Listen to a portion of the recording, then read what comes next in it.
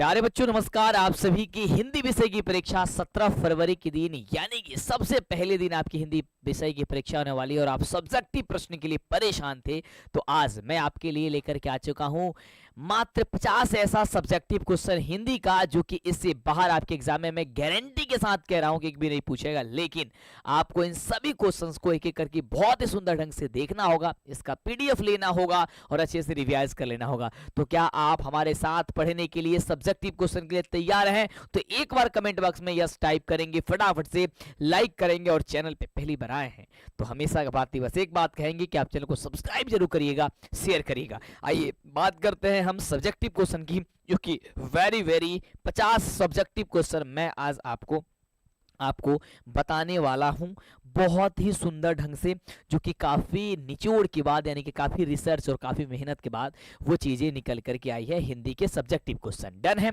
तो 17 फरवरी का वो दिन होगा जब आप सबसे पहले दिन प्रथम और द्वितीय पाली में एग्जाम देने जाओगे, यानी कि कुछ बच्चे प्रथम पाली में जाएंगे, कुछ बच्चे द्वितीय पाली में जाएंगे। सबसे पहला क्वेश्चन आपके स्क्रीन पे आ चुका है, बहुत ही प्यारा, बहुत ही सुंदर सा क्वेश्चन मेरे बच्चे क्या कह रहा है कि सच्चे लोकतंत्र की स्थापना के लिए लेखक ने किन विशेषताओं को आवश्यक माना है। ये किस चैप्टर से है? अगर आप बताओगे तो मुझे बहुत ज्यादा मेरे बच्चे खुशी होगी। नीचे कमेंट करो कि किस चैप्टर की क्वेश्चन है। तो आप कहोगे कि यह श्रम विभाजन जाति प्रथा का है और मैं इसके लेखक यदि पूछूंगा तो क्या कहोगे कि इसके लेखक बाबा साहब भीमराव अम्बेडकर जी है। मैं यदि ये भी पूछ देता हूं आपसे कि यह क्या है तो आप कहोगे यह जो है श्रम विभाजन जाति प्रथा एक प्रकार की भाषण है। चलो तब आंसर करते हैं। आंसर क्या होगा? तो लिखोगे सच्चे लोकतंत्र की स्थापना के लिए लेखक ने यानी कि भीमराव अम्बेडकर ने जिन विशेषताओं को आवश्यक माना है वह है बहुविध हितों में सबका भाग समान होना चाहिए, सबको उनकी रक्षा के प्रति सजग रहना चाहिए, सामाजिक जीवन में अबाध संपर्क के अनेक साधन व अवसर उपलब्ध रहने चाहिए। तात्पर्य यह है कि दूध पानी के मिश्रण की तरह भाईचारे का वास्तविक रूप होना चाहिए। कहने का मतलब यह है कि सच्चे लोकतंत्र की भावना की यदि बात करते हैं या फिर आप भाईचारे की बात करते हैं तो भाईचारे का और आपका और हमारा जो संबंध होनी चाहिए वो दूध और पानी के मिश्रण की तरह होना चाहिए। जिस प्रकार से दूध में पानी को जब डाल दिया जाता है तो एक ही रूप ले लेता है, नदियां जब समुद्र में चली जाती है तो एक ही नाम और एक ही रूप ले लेती है, वैसा ही आपका और हमारा रूप होना चाहिए, वही आप कहते हैं। कह रहा है कि इसी तरह दूसरा नाम और इसी का दूसरा नाम लोकतंत्र है। लोकतंत्र केवल शासन की एक पद्धति ही नहीं है, लोकतंत्र मूलतः सामूहिक जीवनचर्या की एक रीति तथा समाज के सम्मिलित अनुभवों के आदान प्रदान का नाम है। इसमें यह आवश्यक है कि अपने साथियों के प्रति श्रद्धा और सम्मान का भाव होना चाहिए। तो आपके पेपर में आएगा तो सुंदर से लिख दोगे। 50 सब्जेक्टिव क्वेश्चन बताने वाले हैं तो बस बने रहो हमारे साथ बहुत ही सुंदर ढंग से। अगला है कि हर बरस आवनियों में कब और कैसा समारोह हुआ करता था। क्या आप ये प्रश्न देखे हो कहीं ना कहीं? बिल्कुल देखे होंगे। तो इसका आंसर क्या होगा? आप क्या लिखोगे कि हर बरस आवनियों में गर्मी के मौसम में फ्रांस और यूरोपों का अति प्रसिद्ध लोकप्रिय रंग समारोह हुआ करता था। देखो मैंने बहुत ही अलग ढंग से एक आंसर निकाल लिखा है, बहुत सुंदर है, जिसमें देश विदेश के बड़े बड़े कवि, नाटककार और लेखक आमंत्रित होते हैं, यानी कि वहां पे आते हैं। सही बात है, आपके पेपर में आएगा, लिखोगे। एक बार सेशन को प्लीज मेरे भाई आपसे हाथ जोड़ के विनती है तो लाइक और शेयर कर दो। चैनल पे पहली बार आए प्लीज सब्सक्राइब करोगे तो ही तो आगे से क्लास मिलेगी, अन्यथा नहीं मिल पाएगी मेरे बच्चे। अगला, सेन साहब खोखा में कैसी संभावनाएं देखते थे। भाई खोखा की तो बात जब आती है ना तो दिल गार्डन हो जाता है। खोखा यानी कि कासू वैसा भाई आंखों का तारा था। 5 पुत्रियों के बाद से ये कासू जन्म लिया हुआ था, है ना, जो कि सभी के सभी मामलों में अपवाद था। वह सेन साहब लेकिन उसमें क्या देखना चाहते थे, देखते थे सेन दंपति अपने खोखा जो है ना उसके व्यवहार में तोड़ फोड़ की हरकत तो थी, लेकिन उसके साथ साथ वो उसे इंजीनियर बनाना चाहते थे, डॉक्टर बनना चाहते थे। तरह तरह की भावनाएं जो है ना उनके मन में आया करती थी। अगला क्वेश्चन बहुत ही प्यारा, मन लेहू पै देहू छटाक नहीं। आहा क्या लाइन है यार, कि मन लेहू पै देहू छटाक नहीं से कवि का क्या अभिप्राय है। ये क्वेश्चन आएगा आपके पद खंड से, बड़ा प्यारा सा क्वेश्चन है। तो लिखना कि मन लेहू पै देहू छटाक नहीं से कवि घनानंद का अभिप्राय यह है कि प्रेम मार्ग ऐसा मार्ग है जिस पर चलने वाले पथिक को कोई खर्च नहीं, लेकिन प्राप्ति सब कुछ किया जा सकता है। कवि घनानंद जी कहते हैं कि प्रेम एक ऐसी शब्द है, प्रेम एक ऐसी भावना है, प्रेम एक ऐसी चीज है, ऐसा एक मार्ग है जिसमें चलने पर पथिक को कोई खर्च नहीं है, लेकिन प्राप्ति सब कुछ हो जाता है। अगर प्रेम से कहोगे तो आपको सब कुछ मिल जाएगी, प्रेम के साथ अगर सब कुछ संभव होता है। अगला क्वेश्चन 5वां, भारत माता का हास्य भी राहु ग्रसित क्यों दिखाई पड़ता है? हमारी भारत माता कविता बहुत ही सुंदर सा कविता है, बहुत ही अच्छा कविता है, और उससे क्वेश्चन आता है कि भारत माता का हास्य भी राहु ग्रसित क्यों दिखाई पड़ता है मेरे बच्चे? तो आप लिखोगे, क्या लिखोगे? भारत माता का स्वर्णिम फसल विदेशियों के पैरों तले रौंदता जा रहा है। धरती जैसी सहनशील होकर भी भारत माता का मन गतिहीन दिख रही है। रुलाई से कांपता हुआ मौन मुस्कुराना, ये मुस्कान वाली भारत माता का हास्य भी राहु ग्रसित लग रही है। भारत माता क्या कहती है कि भारत माता को जो स्वर्णिम है वो फसल क्या है? विदेशियों के पैरों तले रौंदता जा रहा है। यानी कि हम कोई भी जो चीज अपना रहे हैं, सब एक चीज विदेशी अपना रहे हैं। खान पान हो, रहन सहन हो, पहनावा हो, हर चीज विदेशी अपनाते जा रहे हैं, भारतीयता नहीं दिखाई दे रही है। इसी तरह तो इसके वजह से भारत माता जो कविता में है, सुमित्रानंद पंत जी ये बात कहती हैं। अगला कह रहे कि कवि को वृक्ष बूढ़ा चौकीदार क्यों लगता है? बड़ा प्यारा क्वेश्चन है, मैं समझो आउट कर रहा हूँ क्वेश्चन, तुम्हारे पेपर में रहेगा मेरे भाई। आप क्या लिखोगे? लिखोगे कि वृक्ष पुराना था, मोटा और मटेला, उसके छाल थे मानो खाकी वर्दी धारण कर रखे हो। एक सूखी डाल जो ऐसा लगता था मानो चौकीदार की राइफल हो। वृक्ष के घर आगे में था जो चौकन्ने और सावधान होकर के खड़ा दिखाई पड़ता था, इसलिए वृक्ष कवि को बूढ़ा और चौकीदार जैसे लगता था।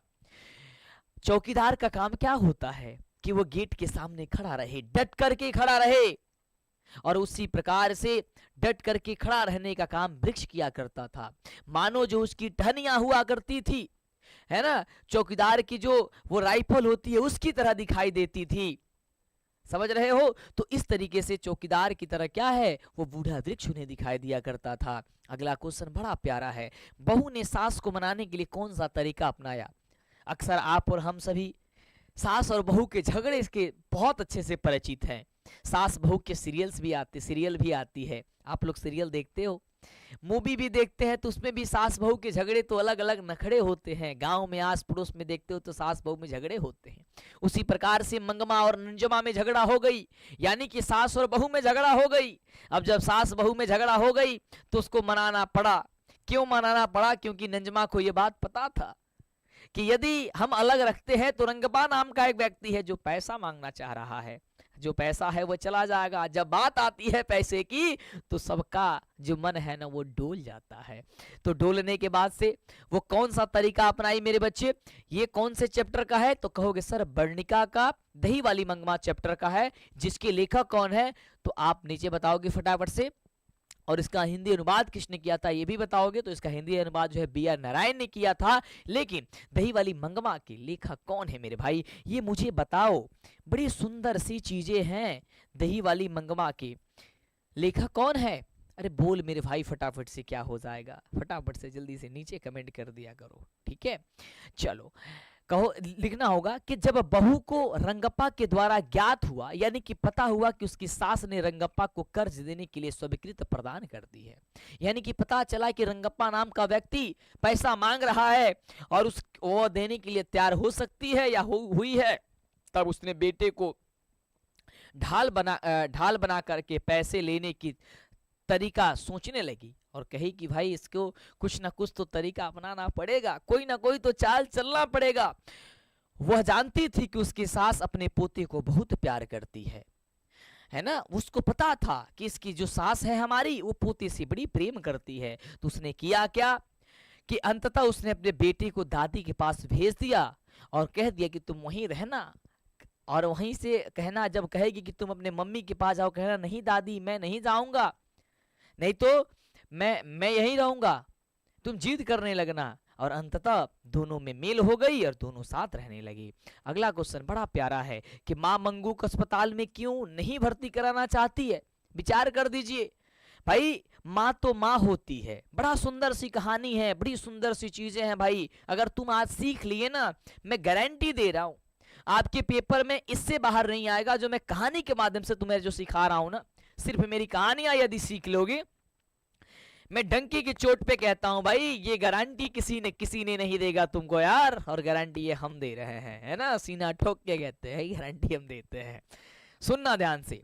देखो माँ तो माँ होती है। माँ कभी भी नहीं चाहती थी मंगू को अस्पताल में भर्ती करा देना, क्योंकि वो सोचती थी कि यदि मैं मंगू की माँ हूं और माँ होकर के मैं यदि अपनी बेटी की सेवा नहीं कर सकती हूं तो अस्पताल वालों को क्या पड़ी है भाई। वो हमेशा उसे गौशाला की उपमा दिया करती थी। कहती थी कि जिस तरीके से गौशाला में इसे भर्ती करा दिया जाता है उसी प्रकार से ये भर्ती कराना हो जाएगा, इसलिए मैं इसे नहीं ढकेलूंगी। हमेशा गौशाला की उपमा देती थी। वही तो आंसर इसमें लिखा गया है। मैंने सुना दिया आपको कहानी, अब लिखोगे। क्या लिखोगे? माँ अस्पताल की व्यवस्था से मन ही मन कांप जाती थी। वो लोगों को अस्पताल के लिए गौशालाओं की उपमा दिया करती थी कि बेटी को भर्ती कराना गौशाला की तरह हो जाएगा। मंगू बिस्तर पर पैखाना पेशाब कर देती थी। वह खिलाने पर ही खाती थी। माँ जी की ममता थी कि अस्पताल माँ जी की मान्यता थी कि अस्पताल में डॉक्टर नर्स आदि सभी अपना कोरम पूरा करेंगे। बिस्तर भीगेंगे पर कौन उसे कपड़े और बिस्तर बदलेगा। माँ जी के मन में इसी तरह के विविध प्रश्न उठा करते थे। इसी कारणों से मंगू को अस्पताल में भर्ती कराना नहीं चाहती थी। मंगू की माँ सोचती थी कि मंगू बिस्तर पे पेशाब पैखाना कर देती है, उसकी बस्तर भीग जाती है तो कौन वहां पे चेंज करेगा। वहां पे सिर्फ कोरम पूरा किया जाएगा, यानी कि सिर्फ फॉर्मेलिटी पूरा किया जाएगा, ये सोचा करती थी। अगला कह रहे कि कुशल व्यक्ति या सक्षम श्रमिक समाज की निर्माण करने के लिए क्या आवश्यक है। तो आप लिखोगे मेरे भाई, क्या लिखोगे कि कुशल व्यक्ति या सक्षम श्रमिक समाज का निर्माण करने के लिए यह आवश्यक है कि व्यक्तियों की क्षमता को उस सीमा तक विकसित किया जाए कि वे अपना पेशा स्वयं चुन सके। कुशल व्यक्ति या सक्षम श्रमिक समाज का निर्माण उसी स्थिति में संभव है जब लोग अपने पेशा के चुनाव स्वतंत्र रूप से कर सके। बड़ी सुंदर सी लाइन है, बहुत सुंदर सा क्वेश्चन है, बहुत प्यारा सा क्वेश्चन है। क्वेश्चन क्या कह रहा है, मैं आउट कर रहा हूं, समझ जाओ। कह रहा है कि कुशल व्यक्ति या सक्षम व्यक्ति समाज की निर्माण करने के लिए क्या आवश्यक मानते हैं। कुशल व्यक्ति सक्षम व्यक्ति ये कहते हैं कि अपने रुचि के अनुसार जो मुझे अच्छा लगता है मैं वो करूंगा ना। मुझे पढ़ाना अच्छा लगता है मैं पढ़ाऊंगा, मुझे ये बनना अच्छा लगता है मैं वही करूंगा। मैं जन्मजात यदि किसी घर में यदि दलित परिवार या किसी निर्धन परिवार या गरीब परिवार में जन्म ले लिया, इसका मतलब ये नहीं होता है कि मैं ऊंचा काम नहीं कर सकता हूं। ये चीजें मन में भावनाएं नहीं होनी चाहिए। सही बात है मेरे बच्चे। इतना मजा आ रहा है यार, तो लाइक शेयर नहीं करो तुम। काम अच्छा तुम्हारा नहीं लगता मेरे को कहा है भाई अच्छा लगते नहीं लगते भाई, आगे शेयर करो। चलो अगला, मदन हक्का बक्का क्यों रह गया भाई। मगन हक्का बक्का रह गया, हक्का बक्का रह गया क्यों। तो लिखना, मदन अपने पिता के क्रोध का भोगी था। वह बराबर अपने पिता से पिटता रहता था। वह अपने पिता के प्यार से वंचित था, पर उस दिन पिता ने पिटने की जगह प्यार से उसे लपक कर हाथों से उठा लिया। पिता के इस अप्रत्याशित व्यवहार से मदन हक्का बक्का रह गया। एक बार हुआ क्या कि जब मदन ने कासू को मार करके 2 दांत तोड़ दिए। इस बात पे उसने किया क्या, जब यह बात मदन के पिता को पता चला। हमेशा मदन के पिता जो है उसे डांटा करते थे, मदन को मारा करते थे, पीटा करते थे, लेकिन उस दिन उसे गले लगा लिए। जब गले जैसे ही लगाए मदन हक्का बक्का रह गया। ये क्या है भाई, आज क्या हो गई, है ना। चलो आगे सुनते हैं। पापाती कौन थी, वह शहर क्यों लाई गई थी। सबसे अनमोल क्वेश्चन मैं समझो आउट कर रहा हूं तुम्हारे पेपर के लिए, और तुम्हारे पेपर में 100% क्वेश्चन छप जाएगा। ये मंटू सर का दावा है, मंटू सर की गारंटी है। पापाती करके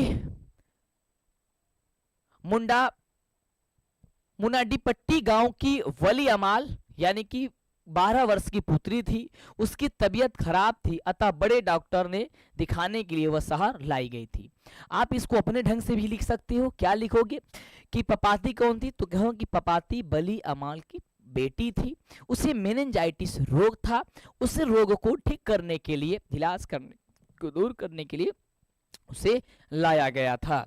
अगला, लक्ष्मी कौन थी, उसकी पारिवारिक परिस्थिति पर चित्र प्रस्तुत करें। 100% क्वेश्चन में आउट कर रहा हूं, तुम्हारे पेपर में छपे होंगे, तुम्हारे पेपर में लिख गए होंगे, तो लिख के आना। लिखना कि लक्ष्मी लक्ष्मण की पत्नी थी, उसके 4 संतानें थी, 2 बेटे और 2 बेटियां। लक्ष्मी की पारिवारिक स्थिति ठीक नहीं थी, उसका पति कलकत्ता में नौकरी करता था। पति द्वारा भेजे गए पैसों से सुचारू रूप से परिवार चलाना संभव नहीं था। अंततः लक्ष्मी तहसीलदार साहब के घर छींटपुर काम करके अतिरिक्त पैसे अर्जित कर अपने परिवार को संभालने की कोशिश किया करती थी। अब मेरे जुबान से सुनो, तुम लोग कहते हो कि मंटू सर जब आप समझाते हो तो दिल खुश हो जाता है और समझ में आ जाता है, तो सुन लो। लक्ष्मी कौन थी, तो लक्ष्मी लक्ष्मण की पत्नी थी। लक्ष्मी लक्ष्मण की पत्नी थी आपकी कहानी के अकॉर्डिंग, और लक्ष्मण जो है वो कलकत्ता में नौकरी किया करता था, लेकिन वहां से कुछ पैसा जब वो भेजता था, उससे घर का भरण पोषण अच्छे से नहीं हो पाता था, जिसके कारण लक्ष्मी कर्मशील थी। वो तहसीलदार साहब के यहां जाकर के छिटपुट नौकरी किया करती थी, और छिटपुट नौकरी करके वो क्या करती थी, वो अपने घर को चलाती थी। उसके पास 1 बीघा खेत था, लेकिन वो खेत कभी अधिक धूप पड़ जाने से, कभी बाढ़ आ जाने से वहां के अन्न जो है ना वो भुन करके सुहा हो जाया करते थे। समझ में आया? आएगा तो लिख देना। सेशन में बस बने रहो, लाइक करके शेयर कर दो प्लीज मेरे बच्चे। मैं सिर्फ एक चीज तुमसे मांग रहा हूं कि तुम इस चैनल को सब्सक्राइब बस कर दो। अगर तुम सब्सक्राइब कर दिए भाई, हिला के रख देंगे तुम्हारे लिए, है ना, हिला के रख देंगे, समझ रहे हो। चलो, कह रहे कि कवि की दृष्टि में माली मालिन कौन थे। बड़ा अद्भुत क्वेश्चन है भाई, समझो कि तुम्हारे पेपर में यूं ही देखने को मिलेगा। तुम लिखोगे क्या मेरे बच्चे, लिखोगे कि माली मालिन के माध्यम से कवि कहना चाहता है कि माली मालिन की युग प्रयास से जिस तरह वाटिका रंगों और सुगंधों से जीवंत और चिताकर्षक बनी रहती है, उसी तरह श्री राधिका और कृष्ण की लीलाओं से प्रेम रूपी वाटिका को जीवंतता प्राप्त होती है। कवि जो है, कवि की दृष्टि में माली मालिन कौन है, तो भगवान श्री कृष्ण और राधे हैं। जहां राधे कृष्ण का नाम आता है, एक बार राधे कृष्ण कमेंट में होना चाहिए। राधे कृष्ण राधे कृष्ण राधे कृष्ण, सब बच्चे कहेंगे राधे कृष्ण राधे कृष्ण। तो ये माली और मालिन किसे संबोधित किया गया है, तो भगवान श्री कृष्ण को और राधा को प्रस्तुत किया गया है ना मेरे बच्चे। चलो अगला प्यारा सा क्वेश्चन, दिनकर की दृष्टि में आज के देवता कौन है। दिनकर जी की दृष्टि में बात किया जाता है तो दिनकर जी का पूरा नाम क्या है मेरे बच्चे, क्या आप बता पाओगे, जल्दी बता दो। सुनो, कवि दिनकर अपने यथार्थवादी दृष्टिकोण से एक नए मानव मूल्य की स्थापना करते हैं। कवि ने पारंपरिक मान्यता के स्थान पर नई मान्यता को महत्व दिया है। कर्म ही पूजा है तो महत्तम राजमहलों में और राजा तहखानों में धन के देवता को ढूंढते हैं। सभ्यता, संस्कृति, रक्षण और पोषण तथा सुख समृद्धि का मूल कर्म है।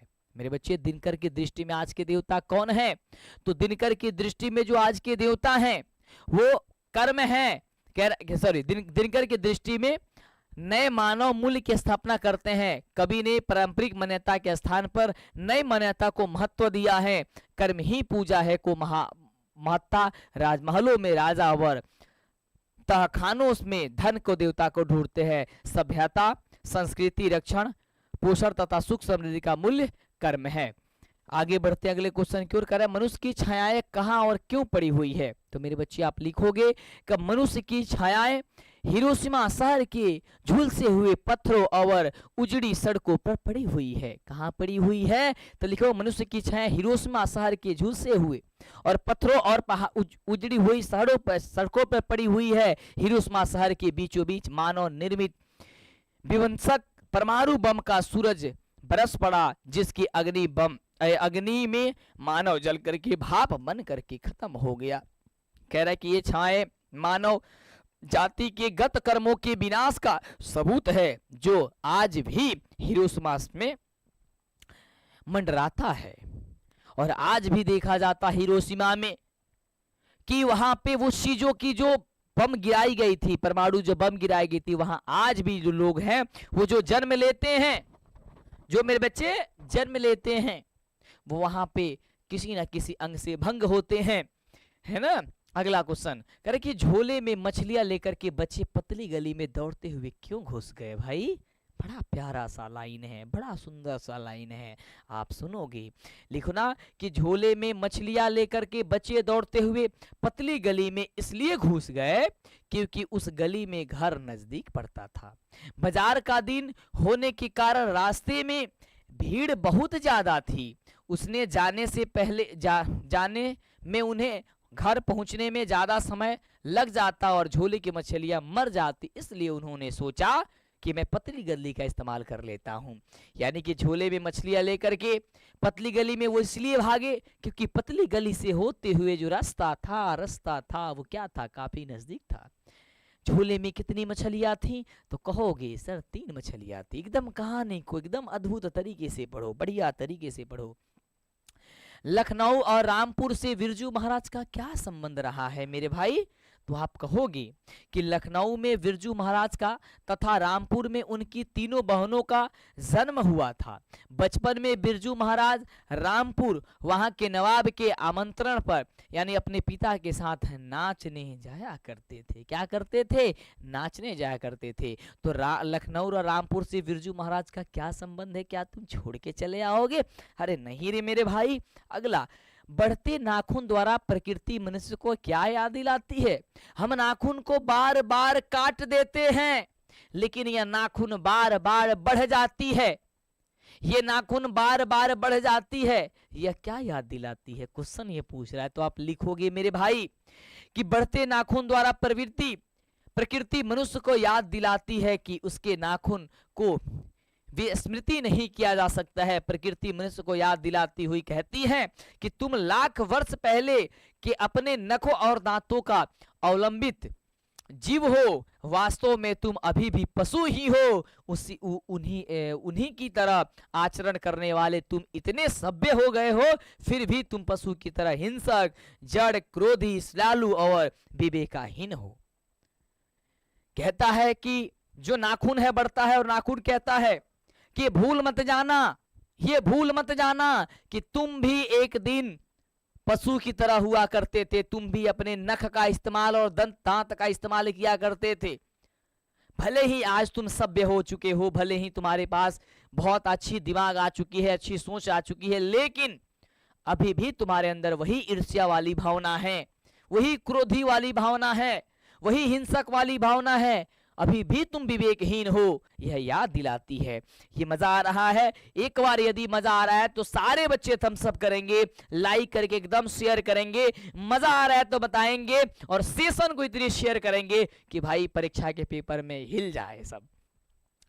धर्मों की दृष्टि से भारत का क्या महत्व है मेरे बच्चे। धर्मों की दृष्टि से भारत में क्या महत्व है। कहोगे कि भारत प्राचीन काल से ही धार्मिक विकास का केंद्र रहा है। हमारा जो भारत है वो प्राचीन काल से ही धार्मिक विकास का केंद्र रहा है। यहाँ धर्म के वास्तविक उद्भव, उसके प्राकृतिक विकास तथा उसके अपरिहार्यमान रूप का प्रत्यक्ष परिचय मिलता है।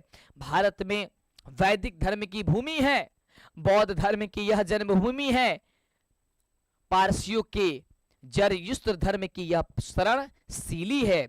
आज भी यहाँ नित्य नए मत मंत्र और मतानंतर प्रकार एवं विकसित होते रहते हैं। इस तरह के भारत धार्मिक क्षेत्र में विश्व को आलोकित करने वाला एक महत्वपूर्ण देश है।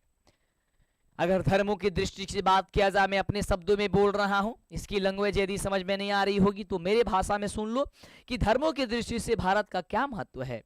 तो हमारी धर्म की दृष्टि से भारत का महत्व तो बहुत सारी चीजें हैं। अगर तुम यहाँ पे जन्म लिए हो तो धर्म के बारे में तुम्हें हर चीज पता होगा कि यहाँ पे क्या क्या चीजें हैं, क्या क्या चीजें नहीं है। ये कोई अछूता नहीं है। कोई यहाँ पे ये चीजें नहीं है, तो तुम्हें बहुत सुंदर ढंग से आएगा क्वेश्चन, ये लिखना होगा। अगला, कवि वीरेन डंगवाल किन अत्याचारियों का जिक्र करते हैं मेरे भाई? जल्दी से सेशन को शेयर करो, और जितने बच्चे सब्सक्राइब नहीं किए हैं जल्दी करो, और 17 फरवरी की जगह छाप के आना भाई, पेपर में तुम छाप के आना। लिखना कि कवि ने सांप्रदायिक द्वेष को आधार बना करके अपने स्वार्थ की पूर्ति के लिए अत्याचार करने वालों का जिक्र किया है। समाज निंद में होता है और ऐसे सांप्रदायिक अत्याचारी समाज की उस निंद का फायदा उठा करके अपने स्वार्थ का घिनौना खेल इतिहास के पृष्ठों में दर्ज करा देता है। दंगे, आगजनी और बमबारी से सामाजिक व्यवस्था को छत विछत कर डालते हैं। कभी हमें नींद से जगने की सलाह देता है। अत्याचारियों के अत्याचार से त्रस्त होकर हमें उनसे समझौता नहीं करना चाहिए। हमारा साफ और मजबूत इनकार उन अत्याचारियों का मनोबल तोड़ सकता है। कभी वीरेन डंगवाल करते हैं कि अगर किसी अत्याचारियों का मन तोड़ना है तो उससे किसी भी प्रकार की समझौता मत किया करो। अगर तुम समझौता करते हो तो वह उल्टा ही तुमसे वो चाल चलेंगे। सही बात है मेरे बच्चे। अगला, बिरजू महाराज अपना सबसे बड़ा जज अपनी अम्मा माँ को क्यों मानते थे? ये क्वेश्चन बहुत इंपॉर्टेंट है, समझो कि ये पेपर में तुम्हारे छप के आएंगे, तो ध्यान रखना। लिखना कि बिरजू महाराज अपना सबसे बड़ा जज और एग्जामिनर अपने अम्मा को ही मानते थे, अपनी माँ को मानते थे। जब कभी वे नाच दिखती तो बिरजू जी पूछते थे कि गलत तो नहीं कर रहा हूं। उनका मतलब होता था कि बाबूजी वाला ढंग है ना। माँ कहती थी कि नहीं बेटा, उन्हीं की तुम तस्वीर हो, बैठने उठने बोलने नृत्य करने का सारा कुछ पिता का ही है। इस प्रकार बिरजू जी की माँ बराबर जज के रूप में निर्णय दे करके बेटे को प्रोत्साहित करती थी, बेटे को आगे किया करती थी। मेरे बच्चे, ये क्वेश्चन आएगा तो अब आसानी से लिख दोगे, सिर्फ सुनते जाओ और पेपर में छाप क्या हो गई, ये हमारी गारंटी है। अगला, संतू मछली लेकर के क्यों भागा मेरे भाई? तो तुम लिखना कि संतू मछली लेकर के कुएं में डालने के लिए भागा, ताकि मछली जिंदा होकर के बड़ी हो जाए, फिर मैं उसे निकालूंगा, फिर उसे खेलूंगा, फिर मैं ये कुएं में डालूंगा। अगला प्रश्न, गांधी जी के अनुसार शिक्षा का जरूरी अंग क्या होना चाहिए? बड़ी प्यारा सा क्वेश्चन है भाई, सीधे एग्जाम में छप जाने वाला क्वेश्चन है। आप लिखोगे कि बालक जीवन संग्राम में प्रेम से घृणा को जितना सीखे, सत्य से असत्य को पराजित करने की कला से परिचित हो तथा अहिंसा से हिंसा पर विजय पाने का बल अपने भीतर पैदा कर सके। अगला है मेरे बच्चे, कवि ने जनता को दूधमुही क्यों कहा है? कवि ने जनता को दूधमुही कहा है, क्यों कहा है मेरे भाई? तो लिखना, सिंहासन पर आरूढ़ रहने वाले राजनेताओं की दृष्टि में जनता फूल या दूधमुही बच्ची को शांत रखने के लिए उसके सामने खिलौने दे दिए जाते हैं। उसी प्रकार रोती हुई जनता को खुश करने के लिए कुछ प्रलोभन दे दिए जाते हैं।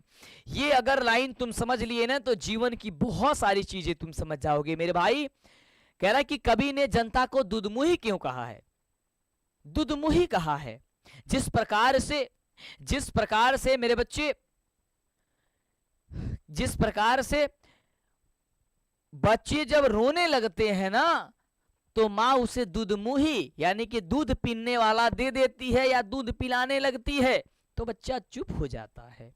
उसी प्रकार से ये जो राजनेता बैठे हुए हैं ना अपने कुर्सी पे, ये जो राजनेता अपने जो कुर्सी पे बैठे हुए हैं वो भी यही काम करते हैं।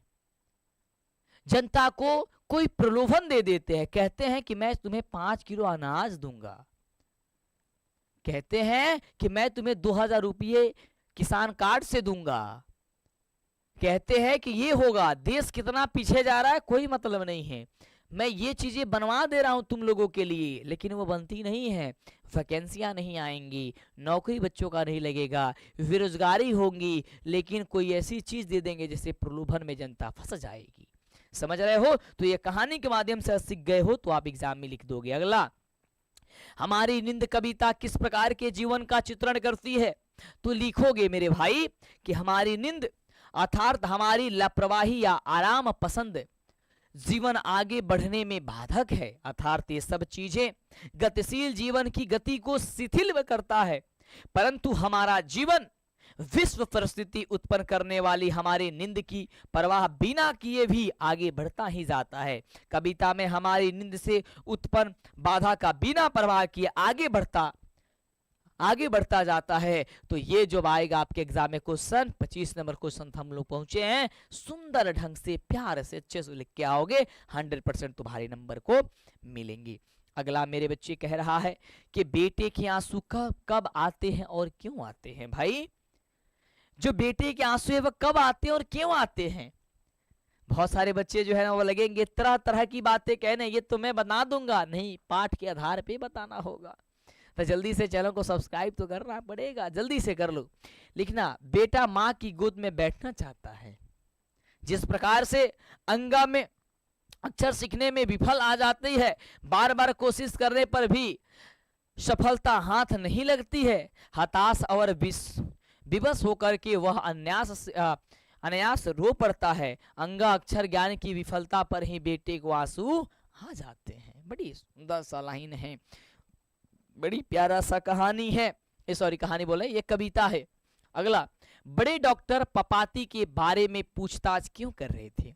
जो बड़े डॉक्टर थे वो पपाती जो थी उन्हें मेनिंजाइटिस रोग हुई थी। मेरे बच्चे मैं सब कुछ बताऊंगा यार, तुम परेशान काहे हो, है ना।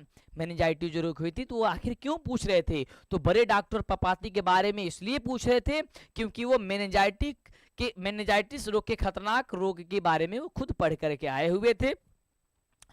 उन्हें मेनिंजाइटिस किस्म का रोग लगा हुआ था, वह कल का दिन नहीं देख पाती थी यदि फौरन इसका इलाज नहीं हुआ, इसलिए उसका इलाज करने के लिए वो बार बार पूछा करते थे। और वो बहुत ही फिलहाल में वो पढ़ करके उसी रोग के बारे में आए हुए थे, वो रिसर्च करना चाहते थे। अगला, सीता को अपने ही घर में घुटन क्यों महसूस होती थी। बड़ा प्यारा सा क्वेश्चन है भाई, और यही वो क्वेश्चन है, शायद मैं पिछली बार ही बोला था कि ये प्रथम पाली और द्वितीय पाली में आएगा क्वेश्चन, और दोनों पाली में क्वेश्चन छप चुका। अच्छा समझ रहे हो।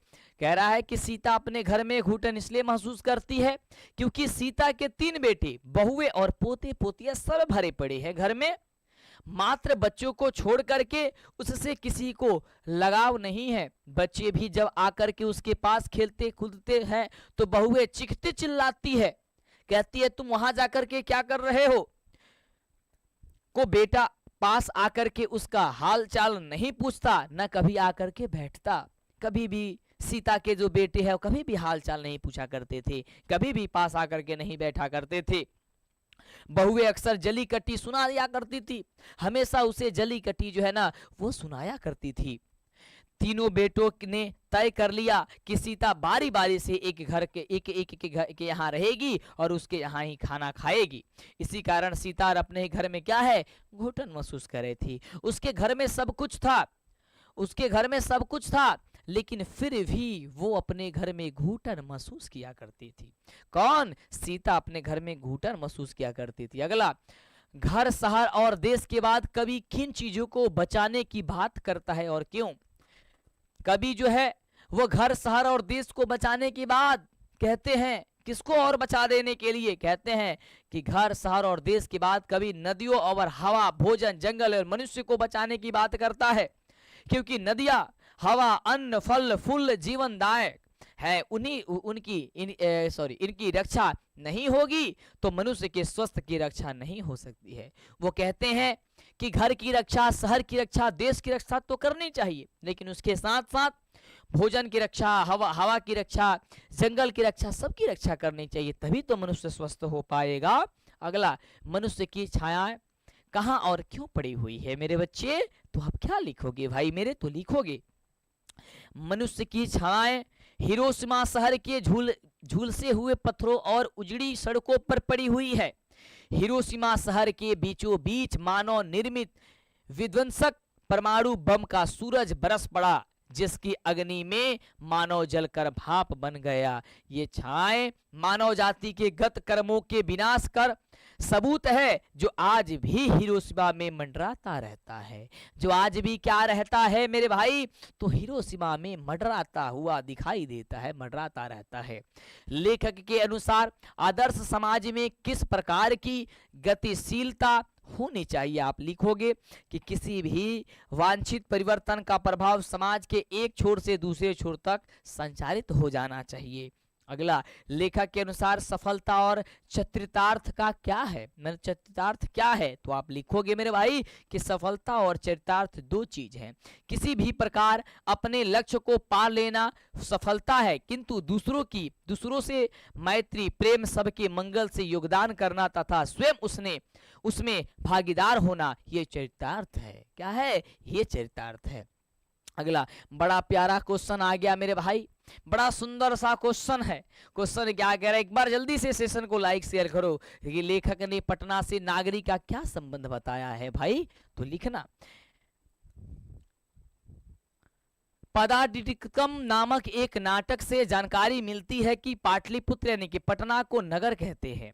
यह असंभव नहीं कि यह एक बड़ा नगर प्राचीन गुप्तों की राजधानी पटना को देवता नगर चंद्रगुप्त द्वितीय विक्रमादित्य का व्यक्तित्व का नाम देव पर आधारित था।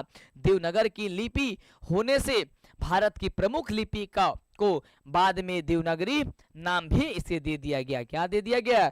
इसे देवनागरी भी नाम दे दिया गया। अगला, राम नाम बिनु बिरथे जगी जन्मा पद का मुख्य भाव क्या है?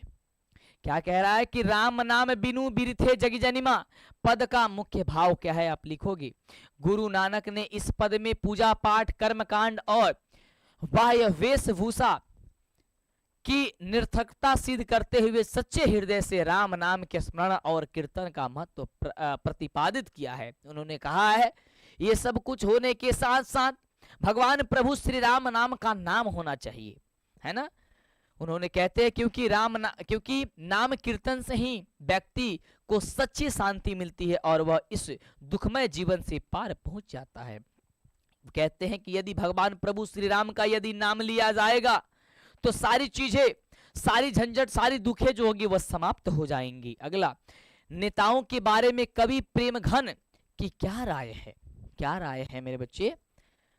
राय क्या है? तो लिखना, देश के नेताओं के बारे में स्वदेशी के कवि प्रेमघन की राय अच्छी नहीं है। वे कहते हैं कि हमारे नेता देश के कम अपनी ज्यादा चिंता करते हैं और यह बात सही है। हमारे जो नेता हैं वो देश की कम सोचते हैं, लेकिन अपना ज्यादा सोचते हैं। कुछ और कहते हैं कि इनका लक्ष्य देश हित की अपेक्षा आत्महित है।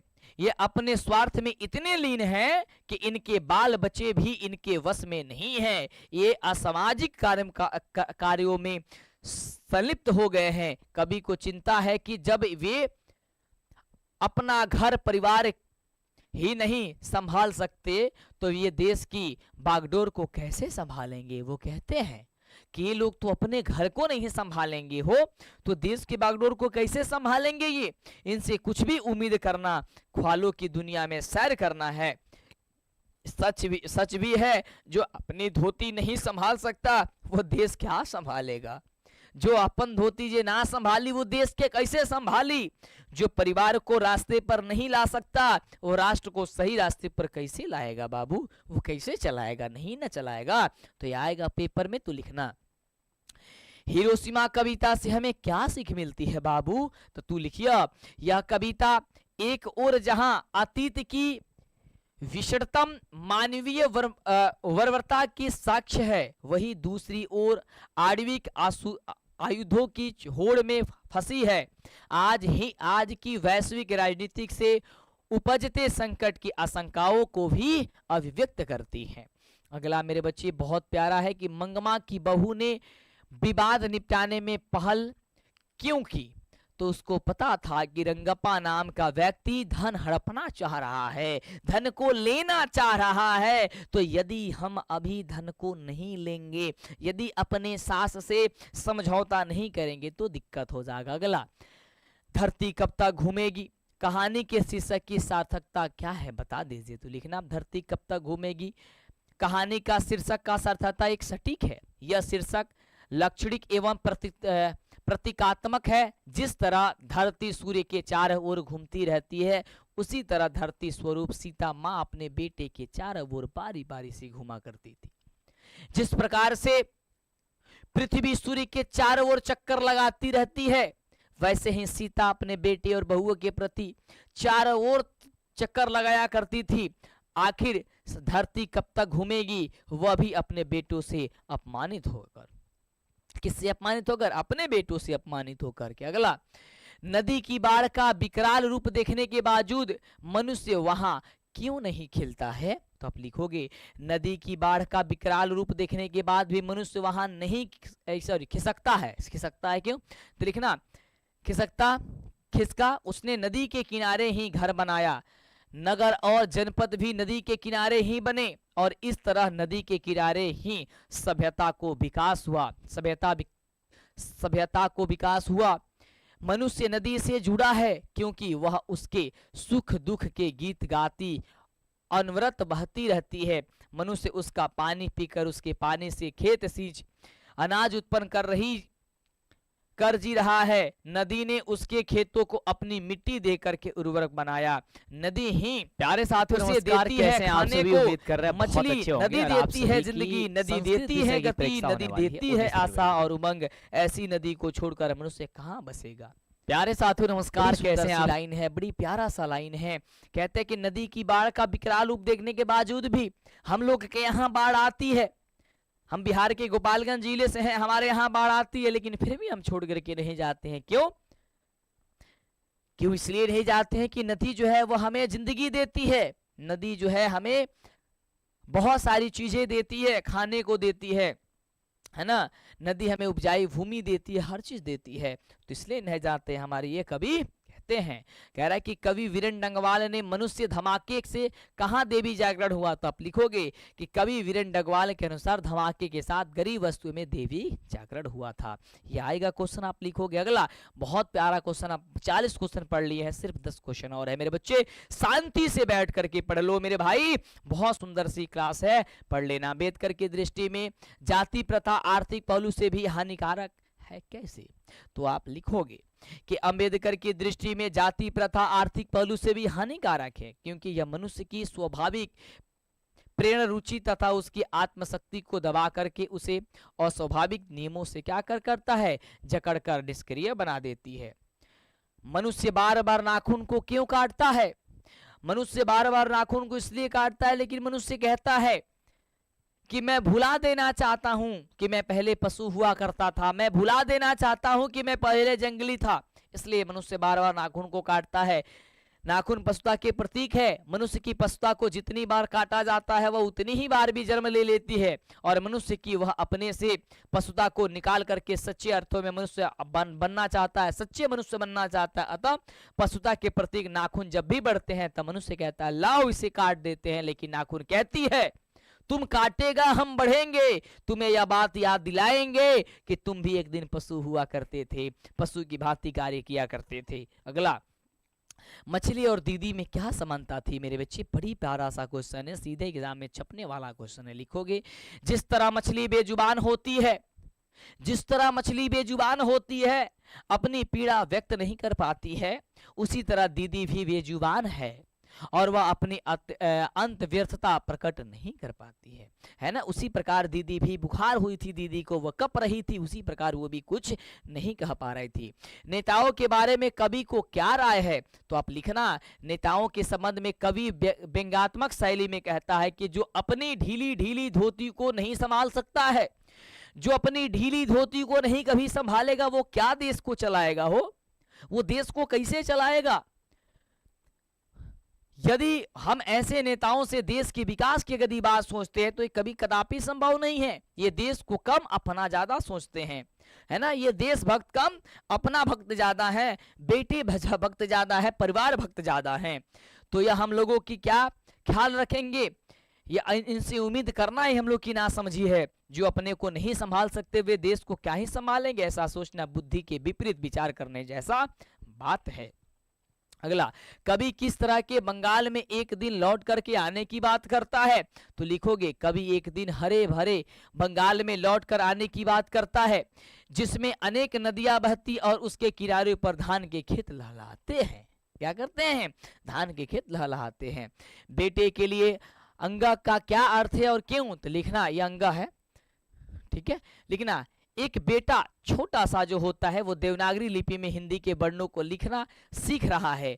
वर्ण अंगा को देख करके उसे लगता है कि अंगा जो है वो अंगा में ड जो है वो माँ है, तथा उसके बगल में बैठा जो एक बिंदु लगा होता है वो उसका छोटा बेटा है। वो इस तरीके से क्या करता है? इस तरीके से वो बैठा रहता है, मतलब सोचता है। कवि ने डफाली किसे किसा कहा है?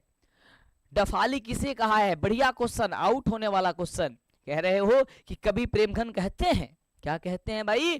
कि चारों वर्णों में अंग्रेजों के प्रति दास प्रवृत्ति अतिशय विकास हुआ है। सभी अपने क्षुद्र स्वास्थ्यों की पूर्ति के लिए अंग्रेजों की झूठी प्रशंसा और खुशामद में लगे हुए हैं। कवि ने ऐसे लोगों को डफाली की संज्ञा दी है। डफाली डफ बजाने वाले को कहते हैं, जो डफ पर क्वाली, लावनी आदि गाकर अपना जीवन क्या करता है सर? निर्वाह करता है। उसी प्रकार उन्होंने उसे डफाली कहा है। अगला, नगर शीर्षक कहानी का अंत किस विडंबना के साथ होता है? तो नगर कहानी का अंत विडंबनापूर्ण है। आज के वैज्ञानिक युग में वली अमाल को अपनी बेटी के इलाज के लिए गांव के वैद्य जी के शरण में जाना पड़ता है। प्रशासनिक व्यवस्था के चलते निर्धन वली अमाल की बेटी का इलाज नगर के सरकारी अस्पताल में नहीं हो पाता है। जो बली अमाल है वो अपनी बेटी को लेके तो जाती है शहर। सरकार कितनी घटियापन चीजें हैं जिसके कारण वो अपनी बेटी के इलाज सरकारी अस्पताल में नहीं करा सकती है।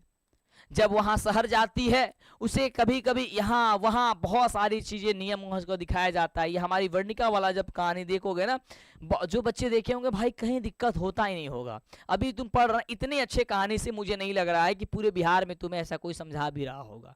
इतने प्यार से, इतने अच्छे, केवल कहानी बस सुन, कान लगाकर सुन ले रहे होगे तो कहानी याद हो जाएगा। क्वेश्चन आएगा तुम छोड़ के नहीं आओगे, हमारी गारंटी है ना। चलो अगला, देवनागरी लिपि के अक्षरों में स्थिरता कैसे आ गई? ये क्वेश्चन सबसे बढ़िया है और एग्जाम में 100% पूछा जाएगा। लिखोगे गुड़ाकर मूले को लेख जिस नागरी लिपि में छपा है उसे ही नागरी या देवनागरी लिपि कहते हैं। करीब 200 सदी पहले इस लिपि के टाइप बने और उसमें पुस्तकें छपने लगी। इसी समय इसके अक्षरों में क्या आ गई? स्थिरता आ गई थी। इसी समय इसमें क्या आई? स्थिरता आ गई थी मेरे बच्चे। अगला देखो, कासू और मदन के बीच झगड़े का क्या कारण था? ये क्वेश्चन तुम्हारे एग्जाम में 100% पूछा जाएगा। ये लास्ट क्वेश्चन है, तो तालियों के साथ स्वागत करिए क्योंकि आप लोगों ने इतने मगन हो गए हो अपने क्लास में कि पता भी नहीं चला, पूरे 50 के 50 क्वेश्चन आप लोगों ने कर दिया।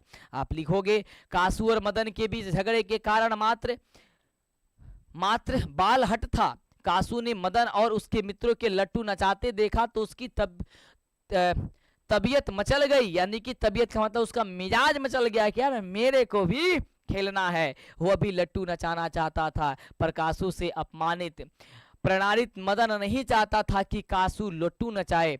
इस पर कासू ने तैस में आकर के मदन को एक गुस्सा रसीद कर दिया, यानी कि एक गुस्सा मारा और मदन भी कासू पर भी टूट पड़ा। इस प्रसंग के द्वारा उसने क्या हुआ, दोनों में जब युद्ध हुई तो मार करके 2 दांत तोड़ दिए। और इस प्रसंग के द्वारा लेखक आहत बाल मन ही प्रतिक्रियाओं को प्रस्तुत करना चाहता है। इस तरीके से पूरी तरीके से हम लोगों ने जो हिंदी की क्वेश्चन है, इसके बाहर मुझे नहीं लग रहा है आपके एग्जाम में पेपर में क्वेश्चन छपेगा। हिंदी के 10 क्वेश्चन आएंगे, 5 आसानी से बना के आना होगा, 10 नंबर मिलेगा तो गारंटी है। तो फटाफट से अपने अपने दोस्तों साथियों में से शेयर करो, इसकी PDF ले लेना। व्हाट्सएप में यदि जुड़े हो तो, नहीं जुड़े हो तो जुड़ जाओ। कमेंट बॉक्स में लिंक आपका पिन होगा, शेयर कर दो। मैं मिलता हूं आपके लिए अगले वाली क्लास में, तो तब तक के लिए फटाफट से जल्दी से शेयर कर दो, सेशन को लाइक कर दो। ओके मेरे बच्चे, टेक केयर, बाय। क्लास कैसा लगा मीठा मीठा कमेंट जरूर करिएगा कि आपको यह क्लास कैसी लगी है। Thank you so much, take care, bye.